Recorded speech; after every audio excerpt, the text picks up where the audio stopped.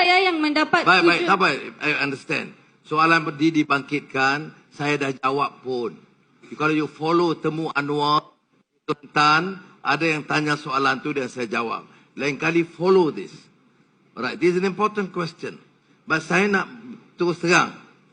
You kena faham ini. Ya? Soalan sebegini ini, kena ambil tahu tentang sejarah. Tentang ambil tahu social contract. Anwar, kamu biadab. Salam Perikatan Nasional, saya Vasanta Kumar Krishnan. Video ini saya buat khas untuk Anwar.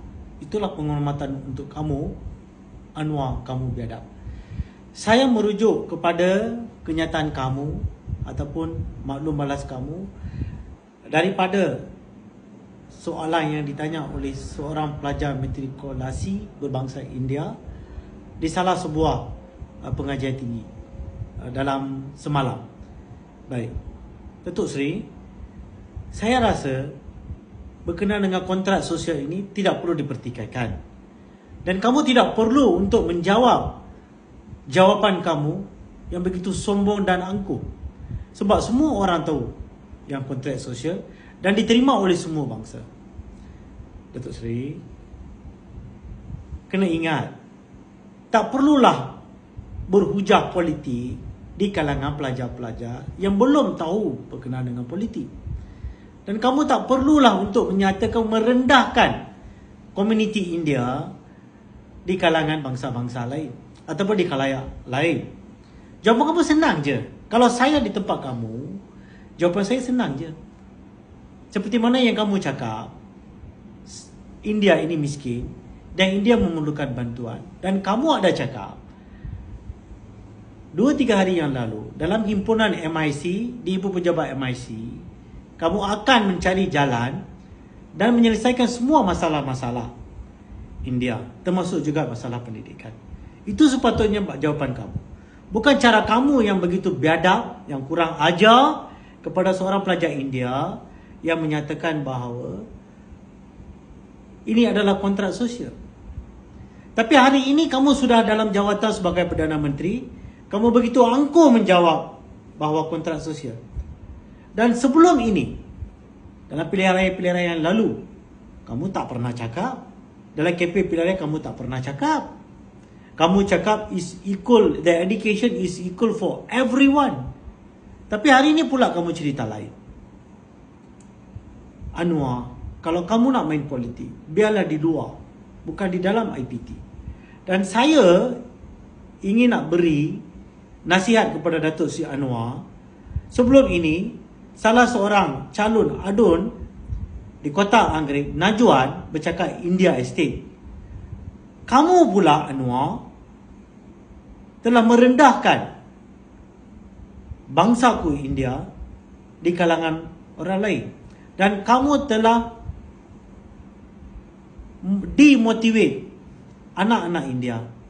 Yang seperti mana yang kamu selalu sebut bahawa anak India anak saya, anak Melayu anak saya, anak Cina anak saya.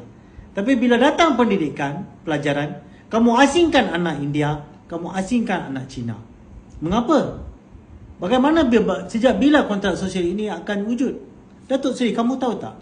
Zaman Najib, dia memberi peluang belajar lebih luas, di mana dia mampu memberi matrikulasi sehingga 2,500 pelajar untuk orang India sahaja.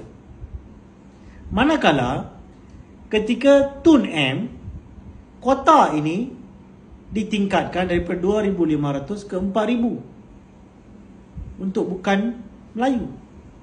Manakala zaman Tun juga memberi ruang 10% untuk belajar, untuk komuniti India dan Cina untuk belajar di MRSM, di Maktab Rendah Sains Mara, untuk matrikulasi. Itulah cara pemimpin-pemimpin yang dahulu, Tun M dan Najib, mencari jalan dan memuaskan dengan semua bangsa dan diterima oleh orang Melayu, orang Cina dan orang India. Tapi jawapan hari ini telah menyedihkan, telah mendukacitakan seluruh rakyat berbangsa India. Kami sebagai bangsa India rasa cukup malu melihat sifat, attitude Datuk Seri ini yang begitu angkuh, yang begitu sombong, yang begitu biadab menjawab seorang pelajar hanya berumur 17 dan 18 tahun dengan cara berpolitik. Datuk Seri, kamu kena ingat, kamu jangan anggap India ini adalah fixed deposit untuk kamu. Akan kami ajar kamu dalam PRN 6 nanti. Itu ingatan saya kepada kamu. Kami akan bangkit. Komuniti India dalam seluruh negara akan bangkit, akan lawan Pakatan Harapan pada PRN 6 negeri ini. Kami akan ajar. Ayolah komuniti India yang ada di luar bangkit dan kita ajar, kita tumbangkan Anwar, kita tumbangkan Pakatan Harapan bersama-sama dengan komuniti Melayu dan komuniti India bercantum untuk kita nak angkatkan maruah untuk semua bangsa dan negara demi masa depan anak-anak kita. Terima kasih.